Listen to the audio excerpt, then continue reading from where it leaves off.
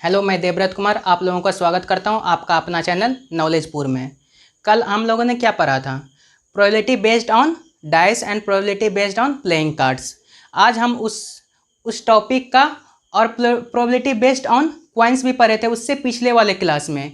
उस तीनों का आज हम लोग प्रोबेबिलिटी में डिस्कस करेंगे। एक्सरसाइज 15.1 में एनसीईआरटी का एक्सरसाइज 15.1 है। ये क्वेश्चन नंबर 4 है। 1 से लेकर 3 तक हम लोग आप लोगों को सबसे फर्स्ट क्लास जब हुआ था प्रोबेबिलिटी का, तो उस क्लास में हम लोग डिस्कस कर चुके थे। आज हम लोग क्वेश्चन नंबर 4 को डिस्कस करेंगे। इसमें कह क्या रहा है? Which of the following can not be the probability of an event. इसमें से प्रोबेबिलिटी ऑफ एन इवेंट कौन सा नहीं है? 2.3 ये प्रोबेबिलिटी होगा क्योंकि ये 0 और 1 के बीच में है। -1.5 ये नहीं होगा क्योंकि ये माइनस है, ये 0 से कम है, तो ये प्रोबेबिलिटी नहीं होगा। ये 15% को कैसे निकालेंगे? 15/100 ये भी 0 और 1 के बीच में आता है, तो ये भी प्रोबेबिलिटी होगा। चलिए 0.7 ये भी 0 और 0 से 1 के बीच में आता है। 0 से 1 के बीच में ये भी आता है, तो ये भी प्रोबेबिलिटी होगा। तो इसका आंसर क्या हो जाएगा? विच ऑफ द, इसमें कह क्या रहा है? Can not be the probability of an event, तो ये होगा, ये नहीं, ये होगा -1.5। Question number 5, if probability getting E is equal to 0.05 what is the probability of not E। तो आप लोगों को थ्योरी में मैं बता चुका हूं कि प्रोबेबिलिटी होने की और प्रोबेबिलिटी नहीं होने की क्या होता है? सम 1 होता है। तो उसी फॉर्मूला पे हम पुट करेंगे। P probability getting event is equal to 0.05 ये दिया गया है हमारे पास, और हमको चाहिए क्या? P not E is equal to what. तो आप लोगों को बताया इसका फॉर्मूला क्या होता है? P getting event E plus P getting event not E, सम होता है इसका 1। तो P गेटिंग E मुझे दिया हुआ है 0.05, तो इससे पुट करेंगे इस जगह पे 0.05 plus P getting not E is equal to 1। तो इसको पहले क्या करेंगे? इसको इस तरफ रहने देंगे और ये इस तरफ चला जाएगा तो माइनस में आ जाएगी। देखिए P getting not E is equal to 1 minus 0.05। तो 1 में अगर 0.05 को माइनस करेंगे तो कितना होगा? 0.05। तो ये यहाँ से यहाँ पे आ जाएगा एक कैरी, तो यहाँ पे 10 हो जाएगा, तो 5, यहाँ पे 9 है तो 9, 0.95 इसका आंसर हो जाएगा। 0.95। Pause the video to be noted down. Next question 6 number, a bag contains lemon flavoured candy only. एक बैग में सिर्फ लेमन फ्लेवर का कैंडी रखा हुआ है। Malini takes out 1 candy without looking into the bag. Malini एक बैग में हाथ डालती है और बिना देखे हुए उसमें से एक कैंडी निकालती है। What is the probability that she takes out. क्या प्रोबेबिलिटी, क्या संभावना होगा वो अगर हाथ बैग में डालेगी तो कौन सा कैंडी बाहर निकल के आएगा?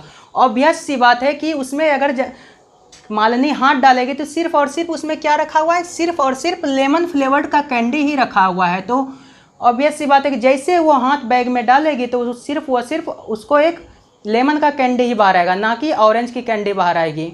देखिए क्वेश्चन में क्या पूछ रहा है? एन ऑरेंज कैंडी, एक ऑरेंज कैंडी आना चाहिए। तो प्रोबेबिलिटी हम लोग को फॉर्मूला क्या होता है? P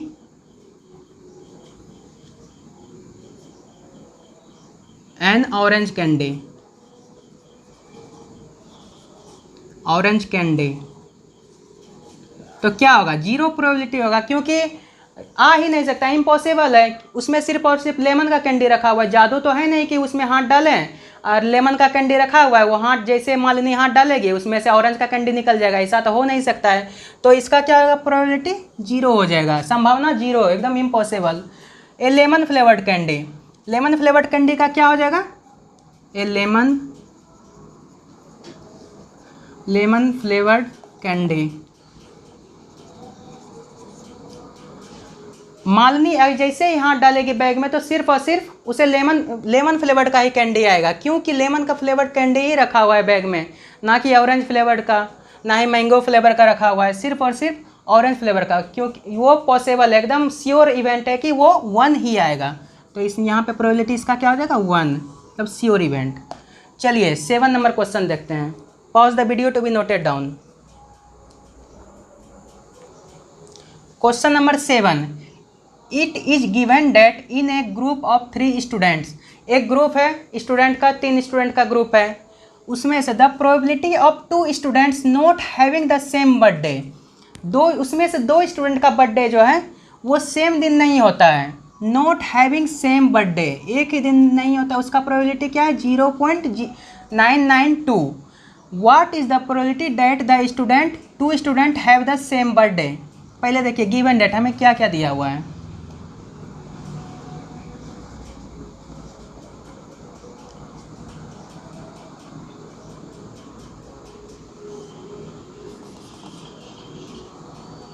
We have given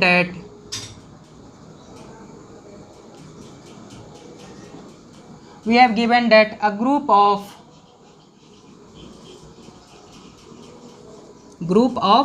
3 students. तो 3 स्टूडेंट्स दिया हुआ है, उसमें से प्रोबेबिलिटी गेटिंग नोट तो क्या कितना है 0.992। दो स्टूडेंट का P, probability getting 2 students not having the same birthday, 2 student not having same birthday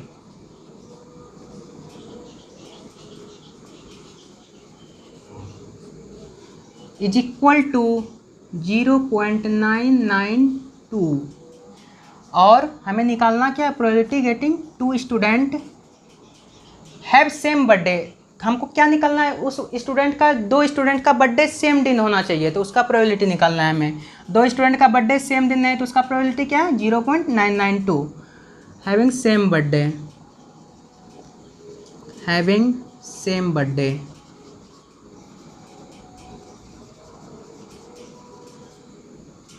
birthday is equal to watt.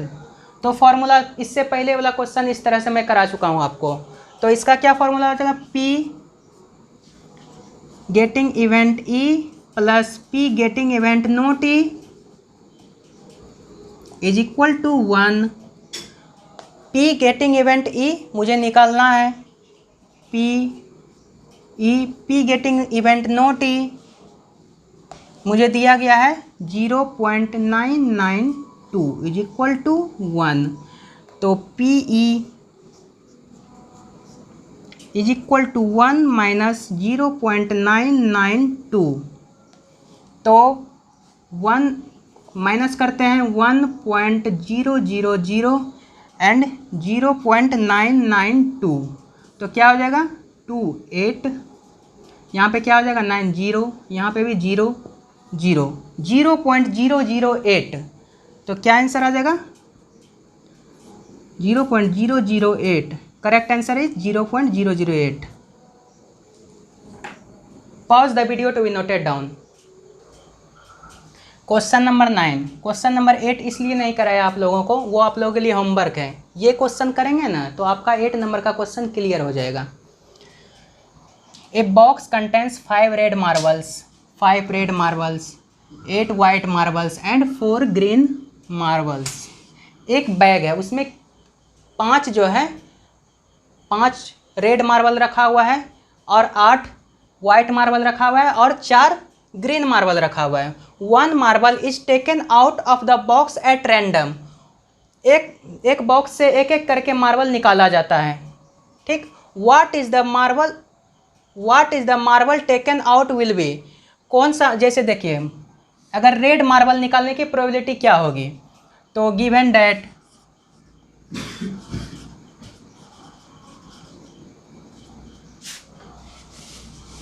A box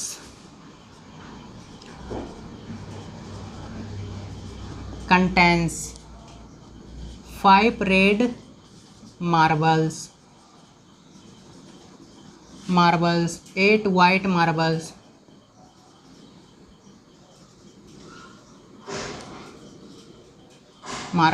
and 4 green marbles.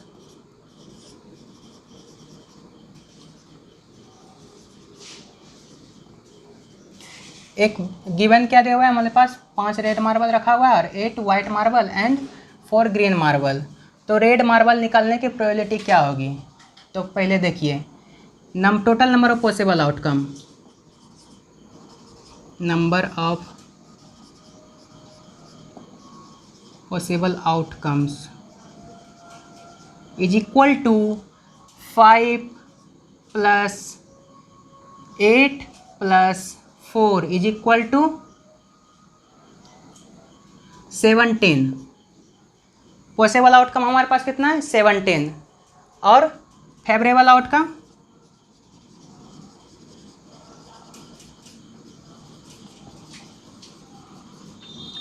Outcome is equal to, तो red का निकालना है तो रेड का favourable outcome क्या हो जाएगा?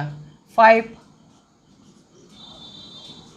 Put कर देना है फॉर्मूला बेसिस पे, तो क्या हो जाएगा? P getting a red marble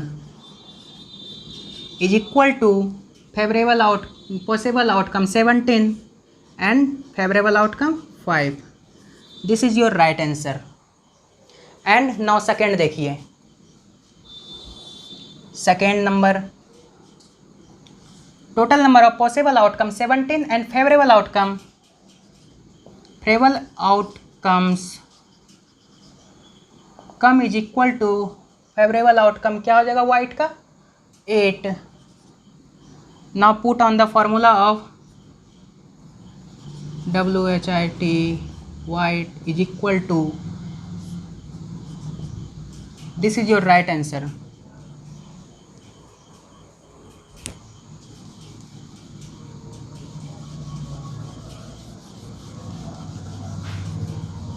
question number 3, note green, मतलब ग्रीन नहीं होना चाहिए। तो ग्रीन नहीं होना चाहिए तो यहाँ पे क्या हो जाएगा? Favourable outcome is equal to 5 red marble + 8 white marble, क्योंकि ग्रीन नहीं चाहिए। तो ग्रीन नहीं चाहिए तो ऑब्वियस सी बात है 8 वाइट मार्बल हो जाएगा और 5 रेड मार्बल हो जाएगी। 5 + 8 तो हो जाएगा 13, ये फेवरेबल आउटकम। तो P getting not red not green is equal to possible outcome 17 and favourable outcome 13। This is your right answer. Pause the video to be noted down. Question number 10 देखिए, a piggy bank contains 150 paise coins. 50 पैसे का coins कितना है एक piggy bank में? 100 है और 51 rupees coins, 50 जो है 1 रुपया का कॉइन्स है और 20 जो है 2 रुपया का कॉइन्स है। एक पिग्गी बैंक में 20 जो है 2 रुपया का कॉइन्स है एंड 10 जो है 5 रुपया का कॉइन्स है। आप लोग के सभी अब बचपन में देखे होंगे पिग्गी बैंक आप लोग रखते होंगे। पिग्गी बैंक में हम लोग पैसा जमा करते थे कि हम लोग को मम्मी पापा से मिला, किसी को 5 रुपया 1 रुपया 2 रुपया, तो हम लोग डेली रख देते थे पिग्गी बैंक में। तो आप लोग सभी देखे होंगे पिग्गी बैंक को। If it is equally likely that one of the coins will fall out when the bank is turn upside down. जब पिग्गी बैंक को हम नीचे उल्टाते हैं, ऊपर करते हैं, तो उससे जो है कौन सा कॉइन्स गिरने की संभावना है? What is the probability that the coins will be 50 पैसे कॉइन्स। 50 पैसे कॉइन्स गिरने की प्रोबेबिलिटी क्या होगी, संभावना क्या होगी? तो देखिए, given that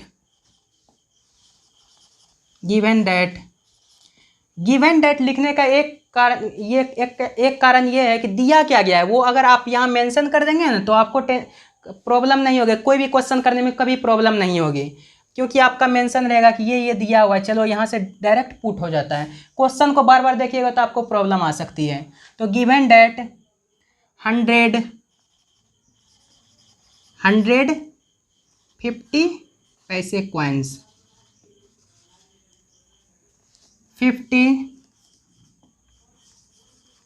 50 rupees 1 coins, 20 rupees 2 coins, and last one 10 rupees 5 coins। इतना कॉइन्स हमारे पिग्गी बैंक में है। 150 coins, rupees 1 coins 50 and 22 coins and 10 5 rupees coins। तो चलिए देखते हैं question number 1। Will be a 50 coins, 50 पैसे कॉइन्स। तो total number of possible outcome, number of possible outcome is equal to 100 plus 50 plus 20 plus 5। कितना हो जाएगा? 100 प्लस 50 150, 150 प्लस 20 170, 170 प्लस 5 नहीं 10, 170 प्लस 10 180।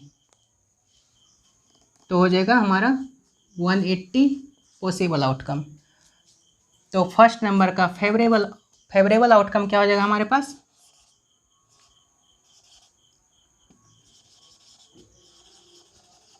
फेवरेबल आउटकम 50 पैसे का कॉइन्स कितना है? 100।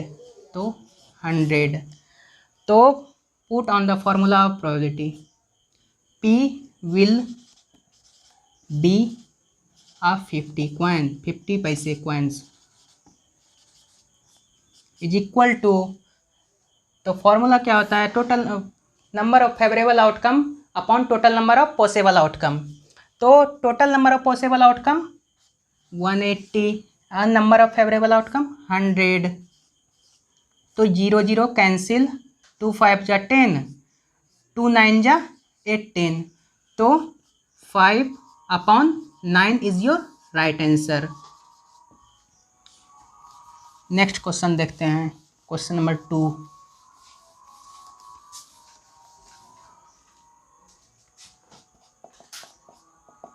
Possible total number of possible outcome same रहेगा। Number of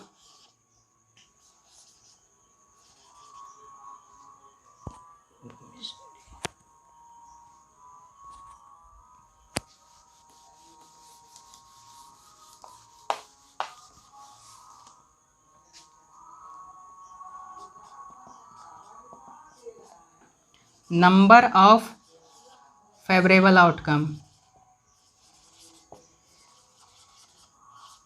is equal to number of favourable outcome. Second number में क्या है? Will not be a 5 rupees coins, will not be a 5 rupees coins. 5 rupees coins नहीं होना चाहिए। तो 5 rupees coins नहीं होना चाहिए। तो 50 पैसे का कॉइन्स होगा, 1 रुपीज़ का कॉइन्स होगा, 2 रुपीज़ का कॉइन्स होगा। तो 100 प्लस 50 प्लस 20, तो फेवरेबल आउटकम 100 प्लस 50 150, 150 प्लस 20 170। तो put on the formula of probability, not be a ₹5 coins is equal to possible outcome 180, favourable outcome 170, 17/18। This is your right answer. आज मैं आप लोगों को क्वेश्चन नंबर 10 तक डिस्कस किया। तो अगर आप लोग को क्वेश्चन नंबर 10 तक पहले देख लीजिएगा, समझ में आया हुआ तो आप लोग कमेंट सेक्शन में कमेंट कीजिएगा कि समझ में आया नहीं या नहीं आया। अगर समझ में नहीं आया, कोई भी क्वेश्चन में डाउट है, तो आप ज़रूर जो है कमेंट सेक्शन में बताइएगा। इससे आगे का क्वेश्चन मैं नेक्स्ट दिन लेकर के आऊँगा।